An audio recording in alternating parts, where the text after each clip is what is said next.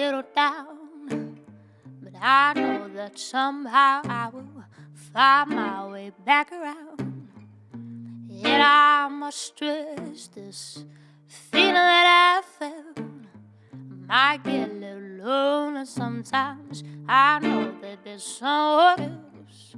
So where do I go now? Give me some sort of sign. There were lots of highlights, to be honest, but my favourite festival that we actually played was Why Not Festival, which is in Derby, I think it was. It's like the closest to me, like my local festival. That was a good one because it was like the biggest stage that we were on throughout the festival season, the quarry stage. It was like this huge packed out tent. It was really nice, and we had like no clashes, so we weren't stressing about the turnout. And luckily we had this huge crowd, and they were so nice, and they were super into it, which obviously makes the set better.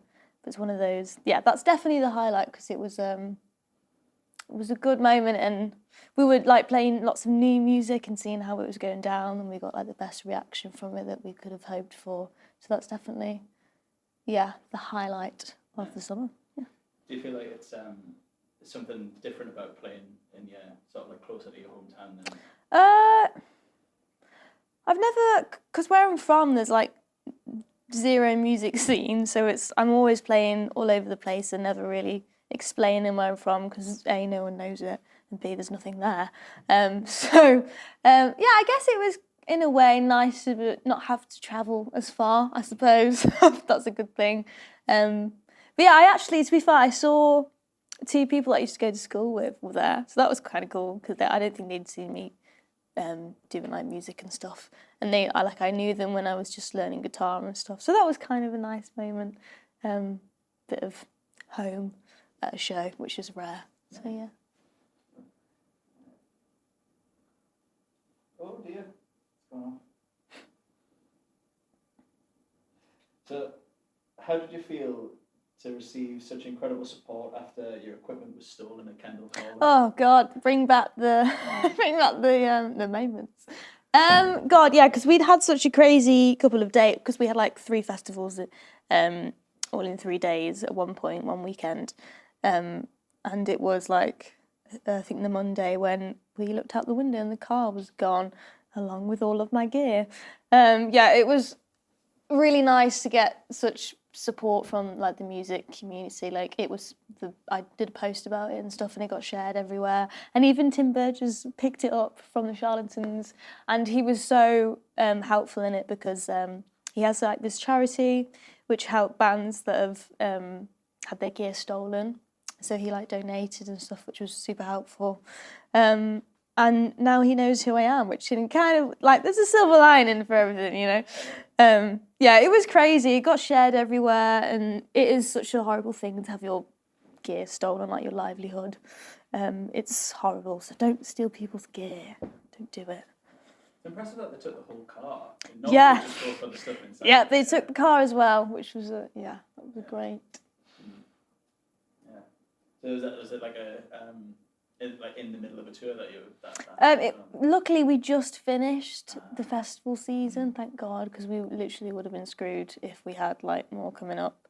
Luckily, we didn't have much on, but I do like paid work and stuff to help me do music, because as we know, touring and stuff is so expensive. So I do like bars and pubs and stuff, and like all the gear that I used for that was gone. So it was like a stressful moment because like, how am I going to make any money? But yeah. Give me some sort of sign. Lord knows I'm still treading on. Cause deep down I know I'll shine. Good question. I don't want to sound like an annoying person that goes, I listen to all genres of music, but I actually do. Like when I first got into music, I got into indie music first. Like I discovered the Arctic Monkeys for the first time, which was a fun and exciting moment. I was in like 13, and I was like opened up to this world of music, because before I was like listening to Little Mix and stuff like that, which I'm very shameful to say, but I wasn't 13 and listening to Elton John, unfortunately. I wasn't one of those people. And then I used to remember doing like homework and putting Radio X on, which I then got to do like a studio session in, which was like a full circle moment. But yeah, I got into indie music at that age, and then I just discovered this whole world of music. Like, it's great these days because you have like Spotify and Apple Music, where there's so much music to discover, like dating back years. And then I kind of got into soul music, like a lot of Otis Redding and Sam Cooke, like Aretha Franklin, stuff like that, and being amazed by the power. And like the instrumentals were like sick, like James Brown especially, like the funk stuff. And like jazz, I love my jazz, like Billie Holiday and stuff like that. And like reggae, because I'm quarter Jamaican, and my mum was like really into like obviously Bob Marley and the Wailers, and then like Erykah Badu. I won't go on about all the music I listen to because we haven't got all day. But yeah, I think it's taking little bits from each genre and forming them into my own sort of sound. And we have like a 6-piece band, so we have like a brass section that we play with, who are amazing. Big up Ben and Fee. And yeah, like bringing those elements from different things and like mixing them together, I think is how we got this sound, which has like only recently been sort of Take it easy, and but Daddy knows life ain't so breezy. Hold 'em close to my heart, without them I'd be torn apart. Oh, cool.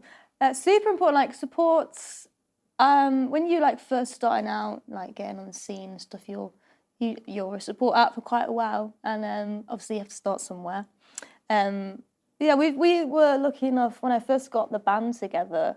We were lucky enough to tour with the Lathams for like 5 dates on like a UK #1 tour, and that was amazing because their fans are so nice and open to new music and stuff. And obviously we're like quite different. Like the Lathams are an indie band, and we're doing like soul stuff, but they still loved it because we like play like quite lively music, and it was really nice to see like the crossover from their fans like come into my shows and stuff. And yeah, I'm planning on working on new music at the minute. And then next year we're like in the middle of planning headline shows, which I can't tell you too much about, but we will be in Manchester and we will hopefully be in London.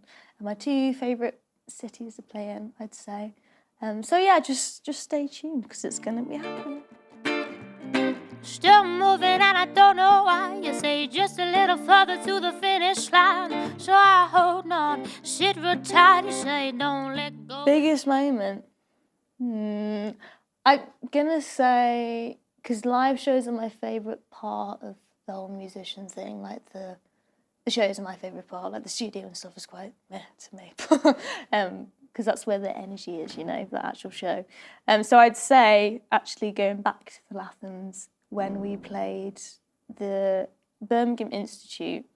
That was my favourite show of the tour because it was the audience was that into what we were doing. It felt like our own show, and we got like a standing ovation at the end, and it was like our first third show playing together as a band for the first time, and we had this amazing audience.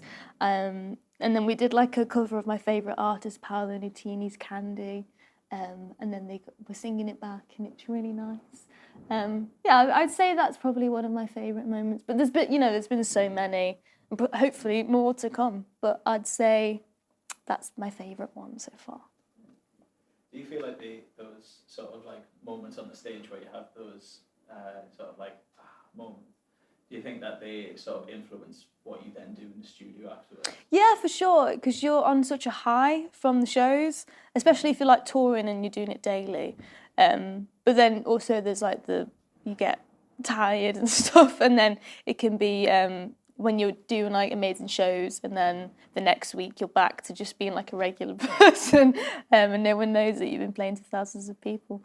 But no, when you do really cool shows, you're definitely staying on a high for a while, and you can definitely translate it into the studio. I feel like it takes time to translate what you do live into a studio, to capture all the live elements, which is why we like playing together live in the studio and recording it that way, because you get the live feel still, which means the energy is still there. And that's what the audience reacts so well with. Like, you want to capture that and put it into a record, which is hard. But we're doing it with the new stuff that I'm gonna be working on soon.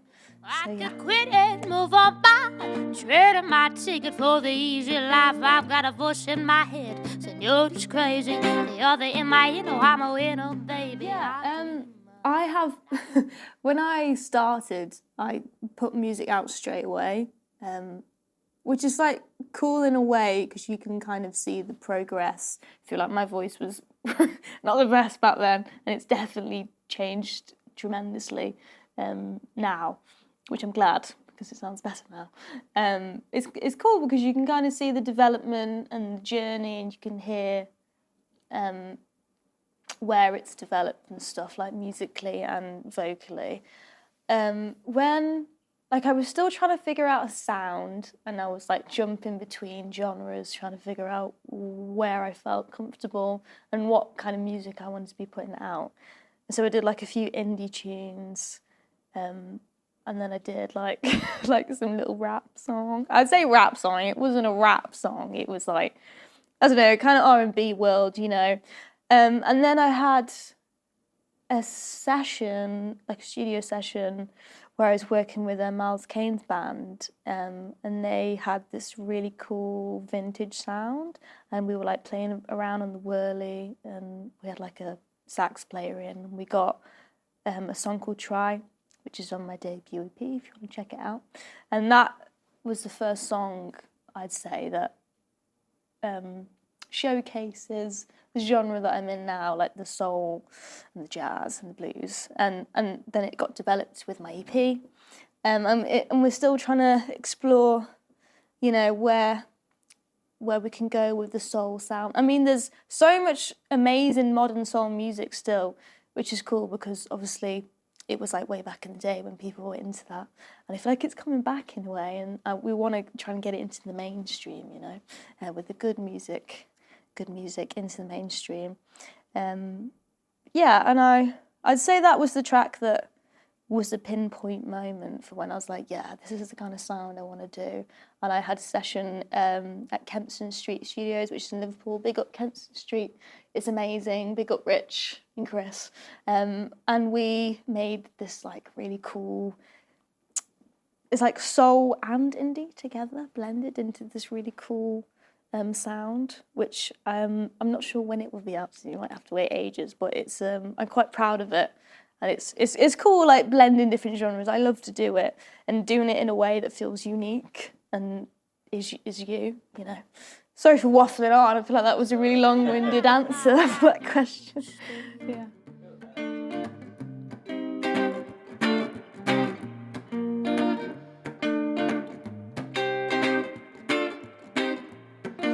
When I close my eyes, that voice, it won't go away. And in dreams I see myself living perfectly.